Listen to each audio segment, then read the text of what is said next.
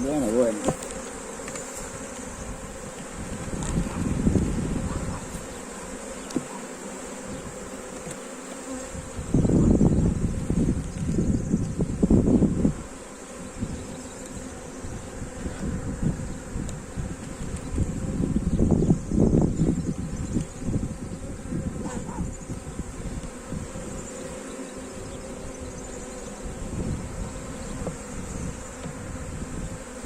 Bueno, esto ya hemos puesto la curva de harina, comida,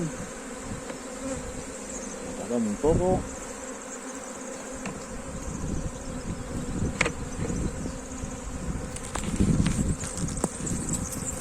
Y bueno, esto está. Hoy es viernes, vamos a ver si para el martes ya saco realidad.